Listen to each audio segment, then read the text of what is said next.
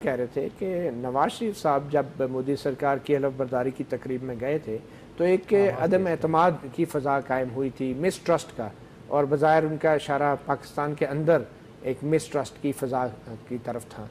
تو یہ کیا مس ٹرسٹ تھا، اور عمران خان اگر بلاتے ہیں مودی کو تو وہ مس ٹرسٹ کیوں نہیں ہوگا؟ نیچرلی پاکستان انڈیا کے تعلقات جو ہیں کارگل، اور اگر ہم مطلب ماضی قریب میں جائیں، یہ تو دو ملکوں کا مس دیگر ٹرسٹ ہو گیا نا. ہاں جی، میں بات کر رہا ہوں پاکستان کے اندر یہ کیا مس ٹرسٹ کبھی بن جاتا ہے اور کبھی نہیں ہوتا؟ اگین اس میں ہمیں ایک اینگل یہ بھی رکھنا ہوگا کہ مودی صاحب کے بھی الیکشن آ رہے ہیں، اور نارملی وہ الیکشن میں جو ان کا بی جے پی کا یا ان کا یہ سٹینس ہوتا ہے اینٹی پاکستان سٹینس، یا اینٹی پاکستان اس چیز ایک وار مونگرنگ کا ایک وہ پورا بنا کے سنیریو اور اس کو کیش کرواتے ہیں. ہمیں یہ چیز بھی ذہن میں رکھنی ہے کہ آیا اگر وہ مسکراتے ہوئے آئیں گے تو کیا وہ وطن واپس لوٹ کے وہی وار مونگرنگ اور وہ سچویشن نہیں قائم کریں گے؟ لیکن یہ بات بھی تو حقیقت ہے کہ عمران خان بھارت میں کافی پاپولر ہیں اور کرکٹ ہیرو لیجنڈ ہیں، اور جیسا کہ بھارتی تجزیہ کار بھی بتا رہے تھے ڈاکٹر ویدے، تو ان کی شخصیت کا اثر تو پڑے گا بھارت کے رویے کے اوپر کہ نہیں؟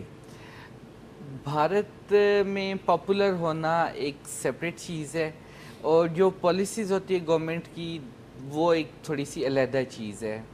لیکن ایک پاپولر سینٹیمنٹ میٹر تو کرتا ہے کسی بھی پولیٹیشین. لیکن بھارت میں آپ گزشتہ کچھ عرصے کے پبلک سینٹیمنٹس کو آپ اٹھائیں گے تو آپ کو بہت ساری ایسی چیزیں ملیں گی جس میں وہاں پر انٹالرنس بڑھی ہے، وہاں پر اینٹی پاکستان سینٹیمنٹ میں اضافہ ہوا ہے، اور مودی صاحب نے انہی چیزوں کے ووٹ لیے ہیں.